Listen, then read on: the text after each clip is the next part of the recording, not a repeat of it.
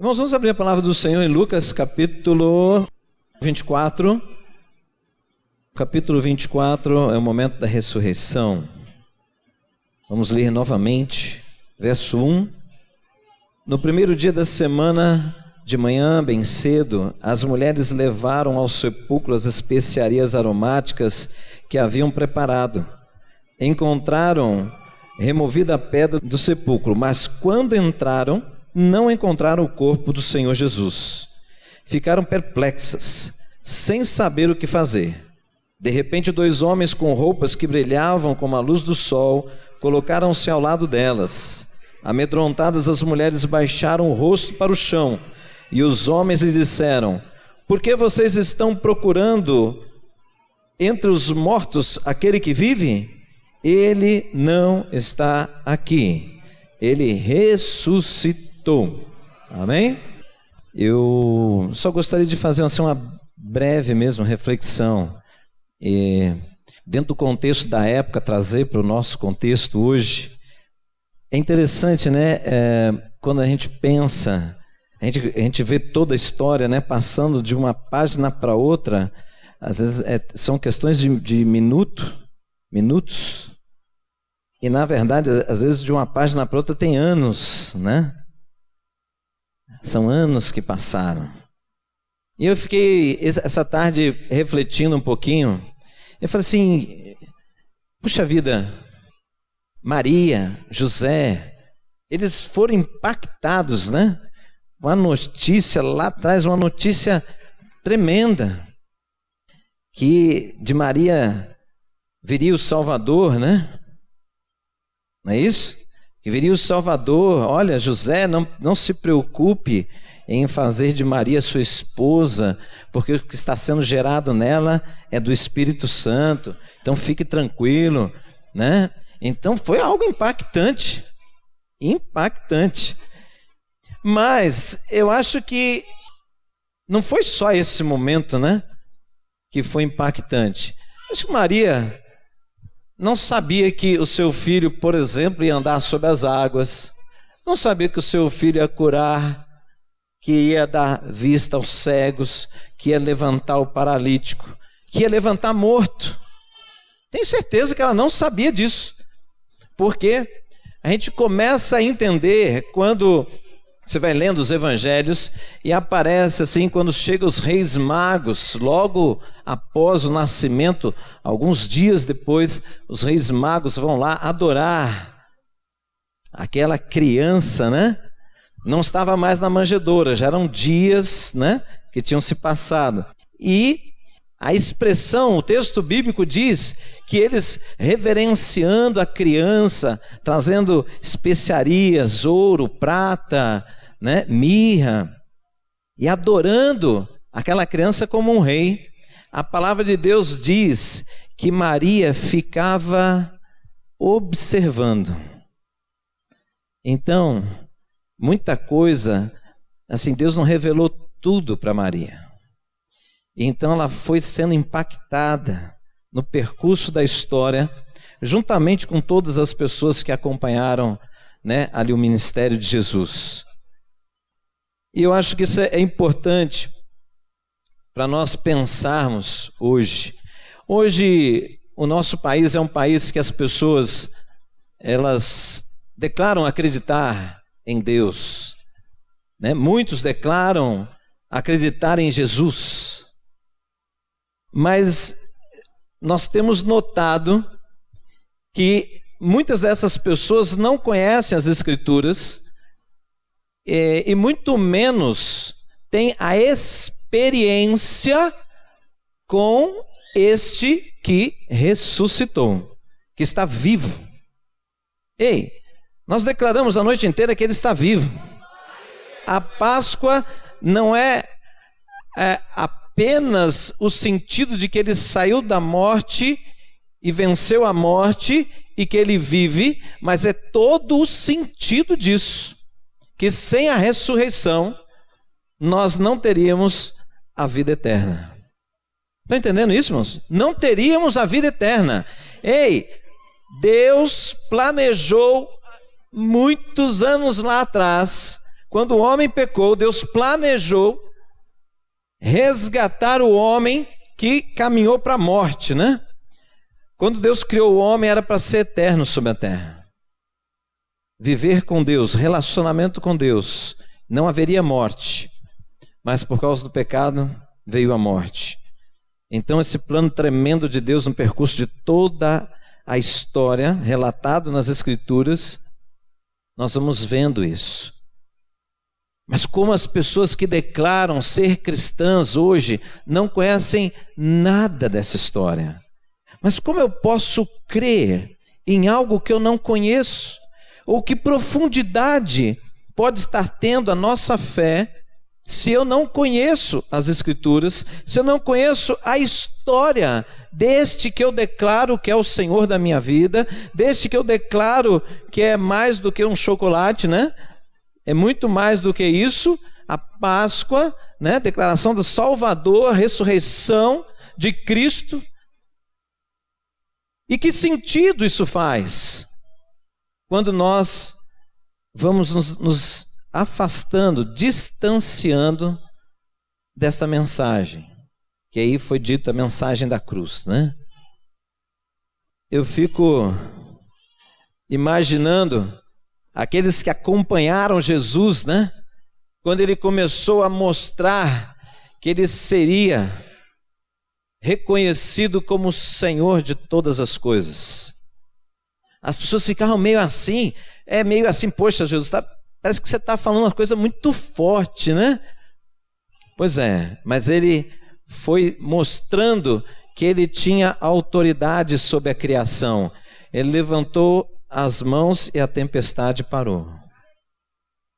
E as pessoas dizem, mas quem é este que até os ventos obedecem? Não é? Quem é esse que os espíritos malignos se afastam? As pessoas iam sendo impactadas, iam sendo mexidas, né? A demonstração de autoridade. Mas eu quero lembrar você que esse Jesus que ressuscitou, subiu aos céus, ele disse que ele vai voltar. Ele disse, não sou eu. Ele disse que vai voltar, né? E vai chegar um tempo também que ele vai governar todas as nações. Também está escrito isso. Mas como é que é isso? Bom, aí outro momento, né? Mas ele vai governar todas as nações. E eu acho lindo quando João Batista, chamado o último profeta, né? Ele faz uma ligação do Velho Testamento com o Novo Testamento, quando Jesus se aproxima e ele fala para aqueles que estavam junto com ele, com João Batista, né? João estava ali, e aí vem Jesus vem chegando naquela multidão, aí João Batista faz a conexão do Velho Testamento com o Novo Testamento. Ele fala assim, ó, pessoal, olha lá, eis o Cordeiro de Deus que tira o pecado do mundo. O que ele declarou? Tudo que acontecia no Velho Testamento ia se acabar ali, na pessoa de Jesus. O que ele estava dizendo? Aquele que ainda estava vivo, ele profetizou, ele vai morrer pelos nossos pecados. Isso é lindo, irmãos. Isso é tremendo. Como é que as pessoas podem não acreditar nas Escrituras? Como é que as pessoas podem não acreditar nisso, né? Diante de todos os relatos históricos que tem nas Escrituras e que se junta, né, com a mensagem do plano de Deus para a nossa vida? É que as pessoas não podem acreditar nisso. Você vendo os relatos e o cumprimento de muitas coisas, né? É incrível isso. Isso é demonstração de que a Bíblia, né? Que muitos hoje falam assim, a Bíblia foi escrita por homens. Quantas vezes eu ouço isso por ano? Todo ano, várias vezes por ano, quando abordo alguém, as pessoas falam, mas como é que você acredita nisso? Você é um homem estudado. Como é que você acredita que a Bíblia tem alguma coisa espiritual, tem alguma revelação realmente para nós? Eu falei assim, eu acredito, porque esta palavra tem transformado a minha vida. Por quê? Não, esta palavra tem transformado a minha vida, porque ela anuncia um Deus real, vivo. Ele está vivo, né? Ele está vivo, e eu sou prova disso, que ele está vivo. Por quê? Porque ele, a pessoa do Espírito Santo hoje, né, terceira pessoa da Trindade, ele, quando ele habita na vida de uma pessoa, essa pessoa não é mais a mesma. Ela é transformada, né? Ela é transformada. E aí tem várias testemunhas aqui hoje, né? Então, irmãos, e é bom a gente saber que Jesus, ele não é mais um servo. Ele não veio para servir. Ele veio para servir. Ele não virá mais para servir, né? Ele vem como Senhor, Senhor sobre todas as coisas. E da nossa boca, e da boca de todas as pessoas dessa terra, os anjos, né? Ele será reconhecido como o grande eu sou. Ele é o Senhor, né? Ele é o Senhor, não há outro, não haverá outro, jamais haverá alguém que se compare a Ele. Não há nenhum mais nos céus nem na terra, só há um Deus. Amém? E este é o Senhor. Louvado seja o Senhor por isso. Então gostaria muito que você pensasse nisso, nessas experiências que talvez Maria, não tem um relato falando detalhadamente sobre isso, mas Maria, José e outros que estavam ali, quantas coisas foram acontecendo no percurso da história deles. Eu quero dizer uma coisa para você começar a ter uma mudança na sua vida. Você nunca vai ter, então me prove isso. E tem que ver, 1000 provas de que o que ele falou é verdade. Diz a palavra que a salvação vem pela fé. E a fé é um dom de Deus, né? A salvação vem pela fé. Fé no quê? Fé nessa mensagem da cruz, que Jesus é o Salvador, e que nós possamos aceitá-lo como Senhor da nossa vida, para nos conduzir na nova vida que Ele prometeu. Aí realmente vem o processo de transformação. Nós vemos que, quando você abre depois dos evangelhos, tem um livro chamado Atos dos Apóstolos. Quem foram os apóstolos? Todos eles, com exceção de Paulo, todos foram aqueles que andaram com Jesus. Todos. Então eles testificaram. Jesus morreu, ressuscitou, subiu aos céus. Então ele disse para que essas pessoas se espalhassem e levassem a mensagem da salvação. E eles sempre se apresentaram assim: eu fui testemunha ocular, quer dizer, eu presenciei estas coisas. Com exceção de Paulo, o apóstolo Paulo, ele teve uma experiência sobrenatural com Deus bem depois, e essa experiência sobrenatural foi suficiente para revelar a ele o Cristo ressurreto, né? E é interessante que ele foi... o ministério de Paulo foi mais extenso que o ministério dos demais, né? Mas é isso que eu queria deixar essa noite para vocês. As crianças, nós temos investido nas crianças, nós temos investido nos jovens, porque nós sabemos que o contexto, né, cultural que nós estamos tem afetado profundamente a estrutura familiar, e nós não trabalhamos com filosofia de vida, nós trabalhamos com a verdade bíblica, né? Nós trabalhamos com o princípio do reino de Deus, princípios do reino, valores do reino de Deus. E nós temos visto as crianças sendo transformadas, nós temos visto famílias sendo transformadas. Então eu digo para você, esta palavra tem poder. Esta palavra é poder de Deus. Amém, irmãos? Isso aqui é poderoso. É muito mais do que filosofia. E aí é o seguinte, aí eu compartilhando um pouquinho com o Guilherme nessa tarde, aí eu conversando com ele, ele falou assim: pai, eu quero falar. Boa noite, pessoal.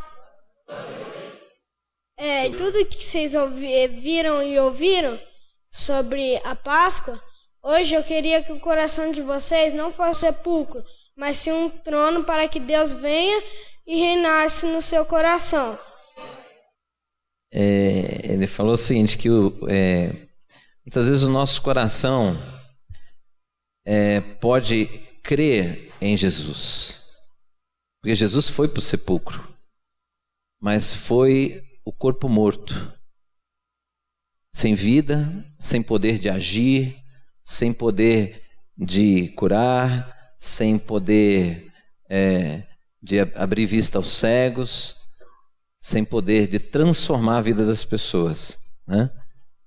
E aí o que ele quis dizer é o seguinte: então vamos deixar esse sepulcro não existir mais no nosso coração, né? Mas fazer algo diferente, construir, isso somos nós, construir no nosso coração um espaço para que Jesus seja rei, então que ele assente num trono, em vez de sepulcro, dá lugar a um trono, é isso?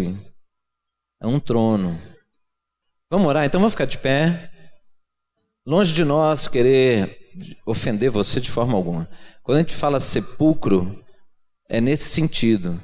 Existe, às vezes, Jesus, a gente aceita ele como ali o Salvador, a esperança para a nossa vida e tal, mas aí às vezes está tão ali, imóvel.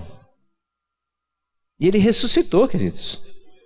Ele ressuscitou, não deixe ele nessa condição aí na sua vida, né? Então ponha no seu coração algo diferente. Não, ele está vivo e ele tem que reinar. Reinar significa, ele vai ser autoridade sobre a minha vida, ele vai me dizer o caminho que eu tenho que seguir, eu vou seguir porque ele sabe, ele preparou tudo isso aí para mim, então nós vamos seguir, amém? Amém.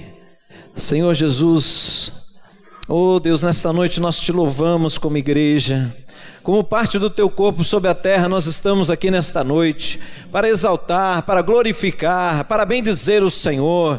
Deus, nós reconhecemos que esta é uma data comemorativa, mas Deus, o teu povo, ele celebra o teu nome, o teu povo adora o Senhor, e nós nos alegramos em termos esta data, Senhor, para de uma forma especial dizer, Deus, que nós reconhecemos a tua obra ali na cruz, reconhecemos a sua entrega por nós, ó Deus, mas também reconhecemos que o Senhor venceu a morte e que o Senhor vive para sempre, que o Senhor reina para sempre, Senhor, que o Senhor reina sobre a nossa vida, não por uma forma imposta, mas porque nós nos curvamos diante da tua majestade, nós nos curvamos diante do teu senhorio. Sim, meu Deus, porque sabemos, Pai, que não existe outro, como Pedro um dia disse, quando Jesus, o Senhor falou palavras difíceis das pessoas ouvirem, mas quando pessoas foram embora e o Senhor questionou para os discípulos: por que vocês também não vão embora? E Pedro disse: para onde iremos, Senhor? Só tu tens as palavras de vida eterna. Nós entendemos, Pai, que nós temos que nos submeter ao Senhor, porque esse caminho é um novo caminho, esta vida é uma nova vida, e é só o Senhor para nos revelar através da tua palavra e da obra do teu Santo Espírito. Por isso, nesta noite, Pai, nós entendemos que em alguns momentos, talvez, para alguns, a pessoa do Senhor está no nosso coração como algo parado, apenas uma lembrança. Sim, meu Deus, e isso fica parecendo um sepulcro, um corpo parado, inerte, estático, mas não, Senhor, não é para o Senhor ser assim na nossa vida. Nós perdemos com isso. Não queremos apenas ser religiosos, não queremos apenas ter uma identidade cristã. Nós queremos, Deus, ser a expressão viva de um povo que adora um Deus vivo, que é o Senhor. Aleluia, Jesus. Porque tudo isso foi por nós. Tudo isso foi por cada de nós. Então, Senhor, nesta noite, que o Senhor saia, que nós possamos sair deste lugar com o Senhor, assentado num trono no nosso coração. Que o Senhor seja Senhor das nossas vidas, que o Senhor reine, que o Senhor domine as nossas vidas. Mais uma vez eu digo, não por imposição, mas porque nós queremos, porque bom é o Senhor. Bom é o Senhor, e o seu plano é excelente para a nossa vida, Senhor.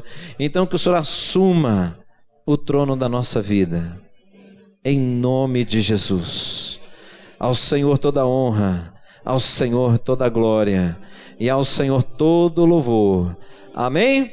Uma salva de palmas para o Senhor. Aleluia. Glória a Deus.